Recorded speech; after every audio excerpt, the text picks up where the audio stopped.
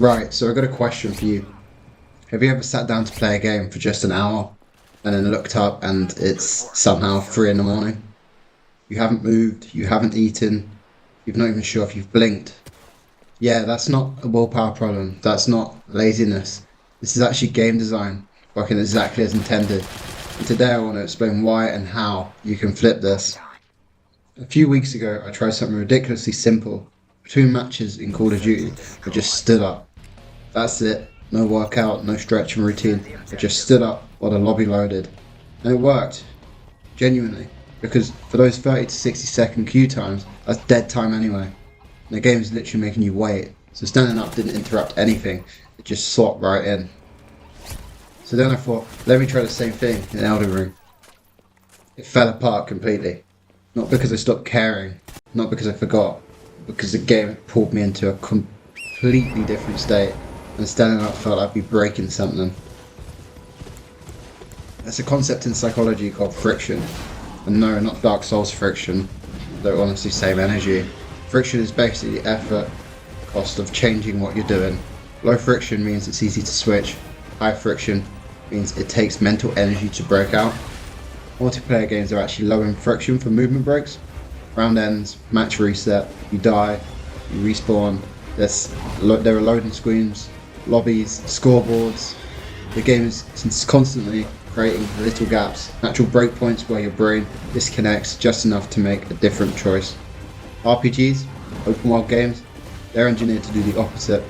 Defeat a boss, level up, lock a new arena, find a legendary drop. There is always something pulling you to the next thing. Game designers call this flow state. It's that time where the challenge matches your skills so perfectly that you lose track of time entirely. And flow state is incredible. It's literally one of the most satisfying mental experiences a human can have. But here's the biological catch. When your brain is in flow state, your body doesn't move for hours. The average gamer sits for 6 or more hours in a session per day. That's more than most office workers, and the difference is that office workers have meetings, commutes, lunch breaks, accidental movement built into their day. Gamers often don't, and nobody is talking about this. Now, I'm not here telling you gaming is bad, it's not, but I do want to name some things that you probably already feel but haven't connected to sitting. That stiffness when you finally stand up after a long session, that's your hip flexors. They've been shortened for hours and they're not happy about it. That neck and shoulder tension, the forward hunch, that kind of just becomes your default posture. That's gamer posture. It compounds over months and years. The eye strain, the headaches after long sessions, the foggy feeling when you haven't done anything physically demanding.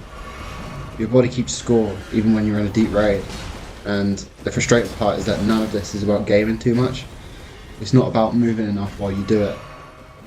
Here's the thing though, gamers are generally good at this, like actually good at it. We learn mechanics, we optimize builds, we run the same boss 30 times until we've got the pattern down. We've literally trained to find systems, understand them and exploit them. So let's do that with this. There's a concept called habit stacking, and it's basically just attaching new behaviour to something you already do automatically.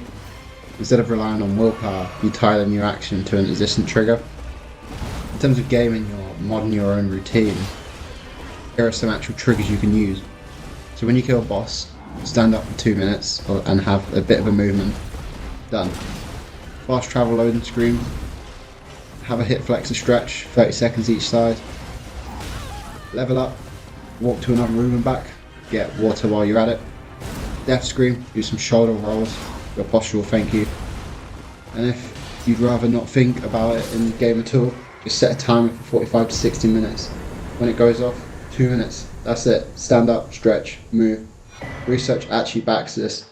Even short movement breaks stimulate muscle activity and improve blood circulation after prolonged sitting. 2 minutes isn't a workout, it's maintenance. And I promise, 2 minutes does not break immersion anywhere near as much as you'll think. Look, this isn't about becoming a gym person. It's not about giving up the game you love or cutting your serious sessions short. It's about performing better at the things you already do. because moving a little during sessions means less fatigue, sharper focus, and honestly, you'll probably play better in the back half of a long session when your body isn't completely shut down. Think of it like this, it's not a health routine, it's an optimization patch for your hardware. So here's what I want you to do this week. Pick one game, pick one trigger, apply one movement rule, just for a few sessions, see how it feels, and then come back to the comments and tell me which game, which trigger, and whether it actually worked. So I'm building a list and I want to know what's hitting for people. If this was useful, subscribe. There's lots of things similar to this coming soon, and I'll see you in the next one.